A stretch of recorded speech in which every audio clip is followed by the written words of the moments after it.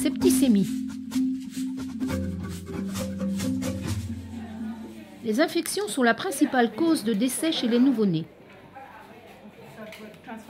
Elles peuvent toucher le bébé pendant la naissance, passer à travers le cordon ombilical ou des pustules cutanées non nettoyées. L'infection peut vite se propager, affecter tout le corps et entraîner le décès. Cette infection généralisée est une septicémie. Il existe de multiples signes subtils de septicémie. Soyez très attentifs aux inquiétudes de la mère. Les bébés souffrant de maladies sévères n'ont souvent pas de signes caractéristiques. Cette vidéo explique comment évaluer et traiter un bébé souffrant d'une septicémie. Avant d'examiner le bébé, lavez-vous les mains et le thermomètre. Lors de la prise de température, récoltez d'importants renseignements. La mère est-elle été malade ou fiévreuse? A-t-elle perdu les os précocement? A-t-elle eu des problèmes pendant le travail ou à la naissance? Cherchez tout autre signe de danger, comme une mauvaise alimentation, léthargie et convulsions. Le bébé a-t-il vomi ou eu des diarrhées? La mère dit qu'il est très irritable, elle ne se nourrit pas aussi souvent qu'avant. La température est normale. Vérifiez l'état du bébé. Observez son irritabilité, ses paupières et ses mains sont gonflées. Examinez attentivement sa peau de la tête aux orteils. Vérifiez la présence d'une jaunisse. Vérifiez la présence d'un resserrement de la poitrine et d'une respiration rapide.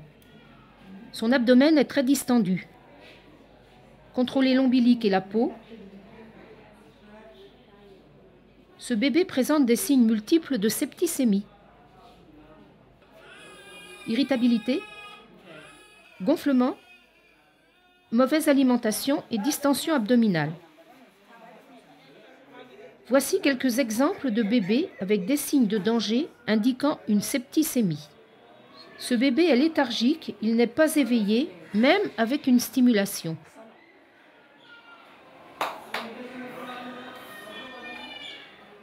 Il présente une grave infection cutanée et une alimentation insuffisante.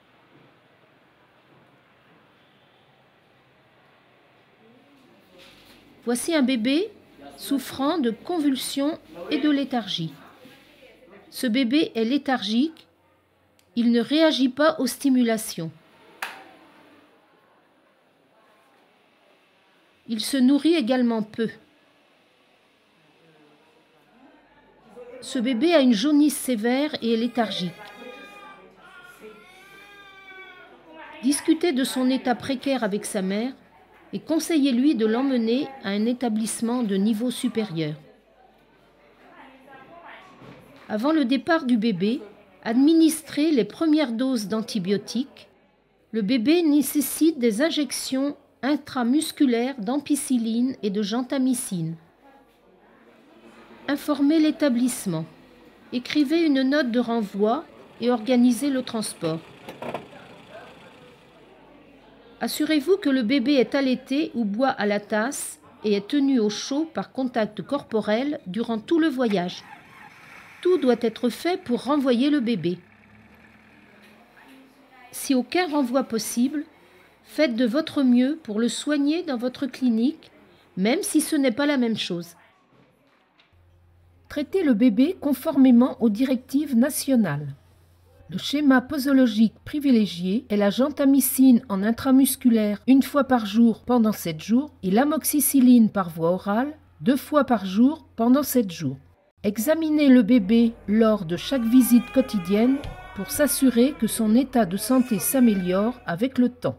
Une autre option de traitement est la gentamicine en intramusculaire 1 fois par jour pendant seulement 2 jours.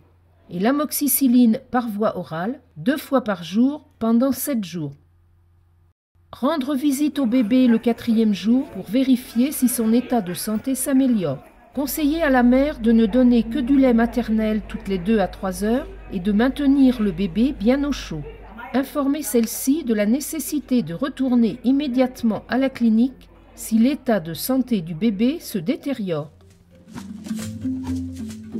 N'oubliez pas, les signes de maladie sévère chez un bébé sont subtils. Identifiez les principaux signes de danger: léthargie, mauvaise alimentation, température anormale, jaunisse ou convulsion. Agissez et renvoyez le bébé en urgence.